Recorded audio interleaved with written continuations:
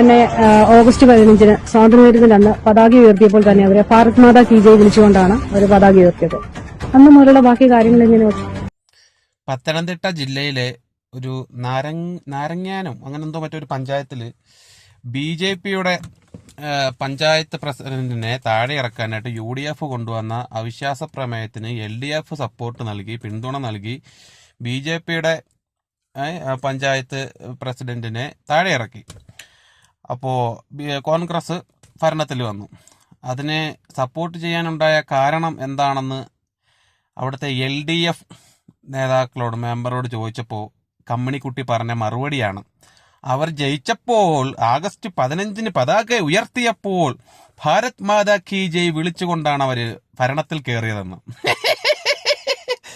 അല്ല കമ്മിണിക്കുട്ടി, ആഗസ്റ്റ് 15 സ്വാതന്ത്ര്യദിനത്തിന് ഭാരത് മാതാ കി ജയ് എന്നല്ലാതെ പിന്നെ പാകിസ്ഥാൻ ജയ് എന്നാണോ വിളിക്കേണ്ടത്? അല്ല, അറിയാൻ വയ്യാത്തോണ്ട് ചോദിക്കുക. ഇത്രയേ ഉള്ളൂ നിന്റെയൊക്കെ വിവരം. ഭാരത് മാതാ കി ജയ് വിളിക്കുന്നത് വർഗീയതയാണെന്ന്.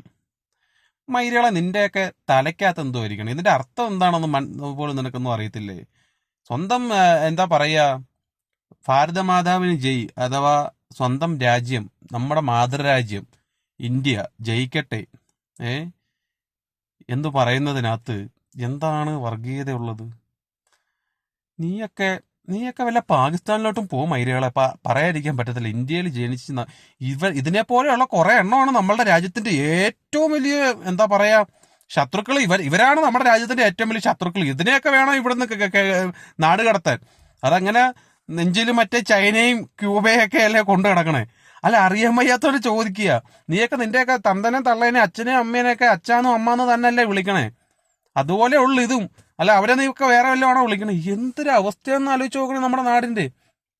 ആ പഞ്ചായത്തിലെ ഈ മൈരിനെയൊക്കെ വോട്ടിട്ട് ജയിപ്പിച്ച ആ എന്താ പറയാ ആ പഞ്ചായത്തിലെ വോട്ടർമാരുണ്ടല്ലോ, അവരുടെ അവസ്ഥയെ, അവരോടാണ് സത്യം പറഞ്ഞാൽ പുച്ഛം തോന്നുന്നത്. ഇതിനെ പോലുള്ളതിനെയൊക്കെയാണല്ലോ നിങ്ങളൊക്കെ വോട്ടിട്ട് ജയിപ്പിച്ചതെന്ന് ആലോചിക്കുമ്പോഴാ ഭാരത് മാതാ കി ജയ് വിളിച്ചതിനാണ് അവരെ താഴെ ഇറക്കിയതും മറ്റവർക്ക് സപ്പോർട്ട് കൊടുത്തതും. അത് വർഗീയതയാണെന്ന് സത്യം പറഞ്ഞാൽ ഇതിൻ്റെയൊക്കെ നല്ല അപരാധമാണ് നിങ്ങൾക്ക് പറയാൻ തോന്നുന്നേ.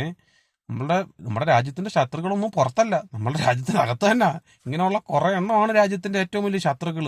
അന്തവും കുന്തവും ഇല്ലാത്ത കുറെ മന്ദബുദ്ധികളായിട്ടുള്ള കമ്പനികൾ. നീയൊക്കെ വല്ല ചൈനയിലോട്ടും പോ, വണ്ടി കയറിയിട്ട് വല്ല ക്യൂബയിലും പോ.